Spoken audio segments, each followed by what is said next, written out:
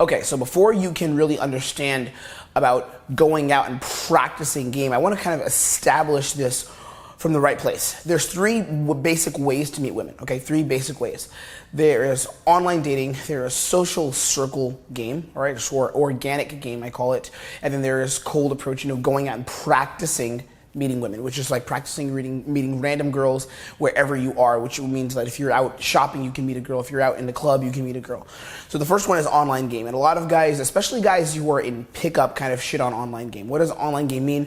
Using dating apps like Tinder, apps like Bumble, OkCupid, going in, any online dating like websites like eHarmony. I'm not going to start shouting out all the names because I think they're mostly pretty fucking shitty. But Tinder is a big one, for example. Bumble, a lot of the online dating apps that you have on your phone are pretty effective for meeting girls. If you know what you're doing, if you know how to text or go properly, of course, we'll have the whole text game section that we'll go over, the whole text game video, which will teach you how to text properly. But when you're going online, you actually have a better chance of meeting girls consistently maybe than if you would go out in person and have shitty game, because online game is essentially easier and it saves a lot of time. So a lot of guys, even though they think, online game, you're not growing as a man, it's not hard and complicated. I mean, you don't have to make dating hard and complicated in order for you to do it. So I love Tinder, for example. I use Tinder all the fucking time and my profile is really fucking solid. Tinder's a big thing that I do.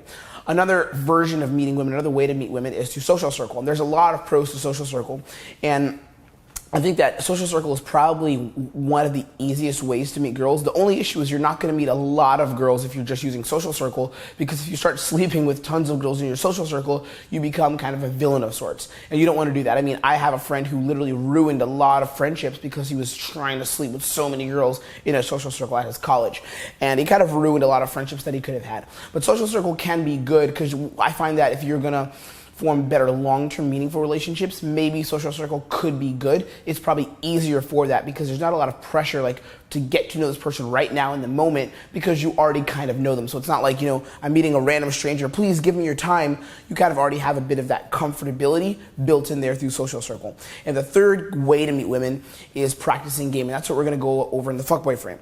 But again, these principles of practicing game apply to women all across the board, and that's one of the big Fuckboy frame principles, that you are working on yourself and being attractive as a man. If you are showing your intent, if you value yourself, you're going to be able to get girls in general. Because if you're attractive, women will like you. It's not whether you meet them in the club or you meet them during the day or you meet them in fucking Whole Foods or in the supermarket or you meet them anywhere, right? It's about how you present yourself. A guy who is good with social circle because he is a cool, attractive man has a much better chance at getting good at game in general because of who he is, right? And again, the goal of this program is to teach you how to become a man that is attractive to women and knows how to unlock her emotions and tap into those deeper level emotions. So what are some of the benefits of doing game? Like, what are some of the benefits? Why am I teaching you how to go out and actually practice doing game? Because there are a lot of benefits. There's a lot of good things you can do when you practice game. There's a lot of advantages to learning game. So number one is the freedom of choice. When you're going out and you're doing online game or when you're doing social circle game, you don't really have the same freedom of choice to pick and choose the women that you're going to meet. That same freedom you don't have as if you're meeting them online or through social circle. Because when you meet women, let's say during the day, or you meet them in a club, you can literally go up to the woman you want and present yourself properly if you're attractive, and you can add that girl to your life, right? You can pick the type of woman you want, virtually an unlimited quantity, and you actually can't even really fuck up because there's always another girl. When you're in social circle, for example, you can fuck up. When you're in social circle, you can fuck up. There's a certain way you have to act, or you can greatly alienate people that are around you, okay? And then the other example is, let's say, online game. In online game, you do have a limit on the kinds of women you can meet, because if you're not a decently good-looking guy, there's a cap on the kind of girls you can meet. Even if you're a good-looking guy, there's still a cap on the girls you can meet. If you're a guy who's maybe an 8, you're not going to meet a girl from Tinder who's a 10, usually, unless that girl maybe, again, there's always a random chance, right? But usually that's not going to happen. So cold approach gives you a lot of fucking freedom. And that's something that I've been able to enjoy in my own dating life, the freedom to meet the kind of women that I want. The second thing is personal growth, right?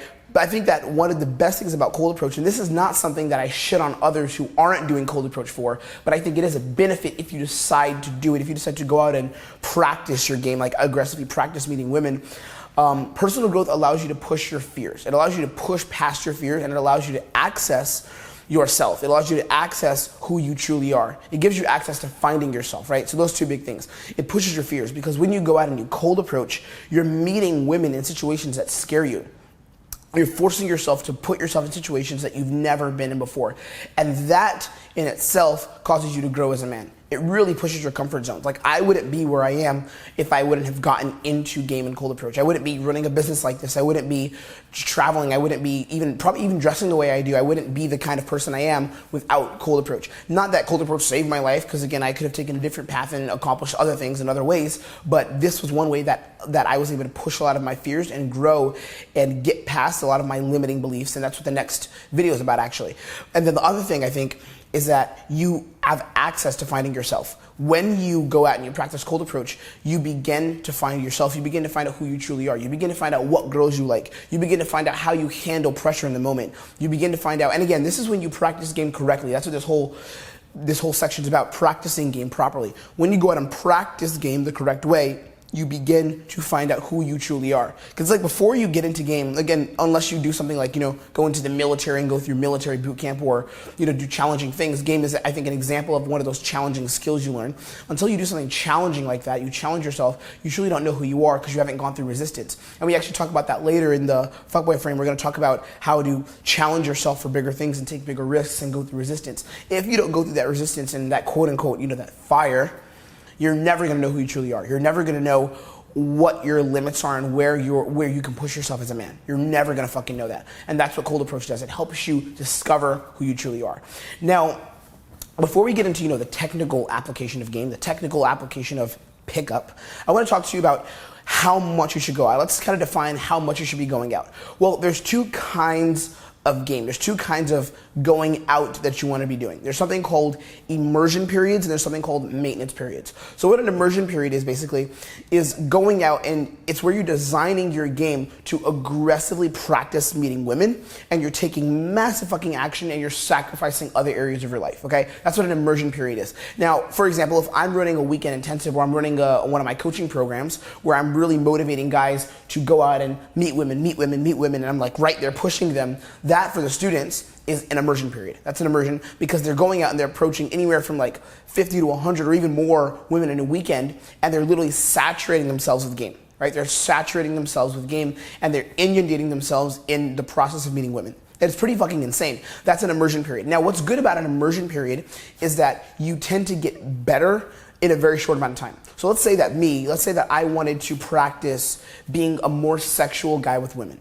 What I would do is I would put myself in an immersion period with my game, and I would probably go to the club like 4 days a week. Maybe I'd go on Thursday, Friday, Saturday in New York, and then I'd figure out one other day, like Tuesday nights there's some good spots, and some nights, Wednesday nights there's good spots. I'd go out another day during the night. Then I would go out maybe, let's say 2 days of day game per week during the week, So I'm going out, give or take, anywhere from 4 to 6 or 7 days a week, and I'm going out very, very hard, and I'm growing in that aspect of my game that I need to grow in. So I'll start being more sexual, I'll start being more physical, and I'll start to get success that way, right? Because I'm pushing myself so fucking hard, and I'm creating new synapses in my brain.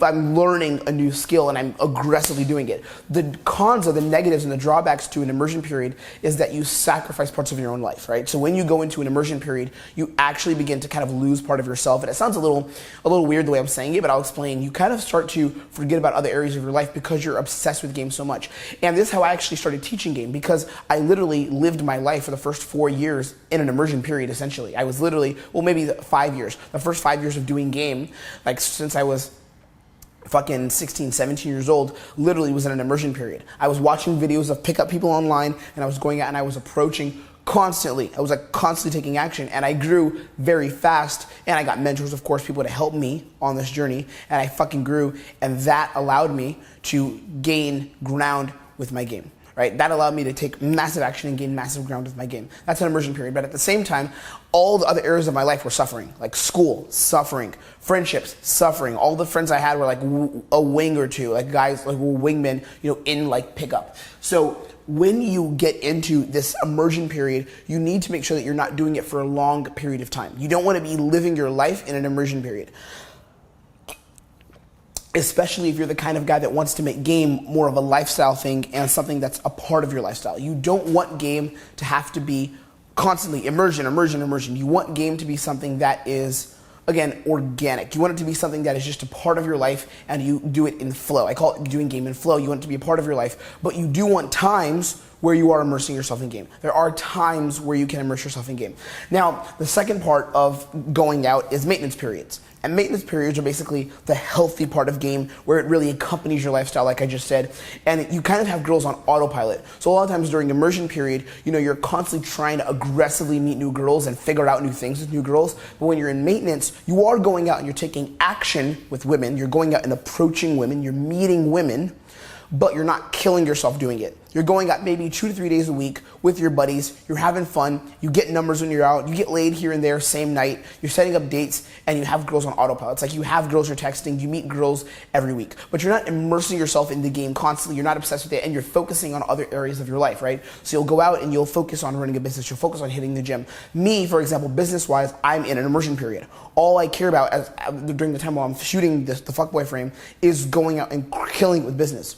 Putting out new content, putting out crazy new content. And who knows, maybe after I release this course, by the time you'll see this, I'll be at this phase. Maybe I'll go more into a maintenance period and I'll kind of relax off, but I'll still maintain my business. I'll still put out content, but I'm not going to be innovating new ideas in my business and killing shit aggressively. I'll maybe take a little bit of a break and focus on maybe my health, or focus on building a meaningful relationship with a girl, or I'll focus on, maybe building connections with some of my friends that I've really kind of alienated because I've been in business and working on pickup so hard. That's kind of the way I see things in terms of immersion and maintenance. And this is how you need to implement your game. So there's certain times where you want to be immersing yourself in game and certain times where you want to be maintaining it, okay? What we're going to talk about next is essentially how to kill all the false assumptions in game that you may have, or the false assumptions about yourself, and how to create a healthy mindset before you go out. Let's crack into it.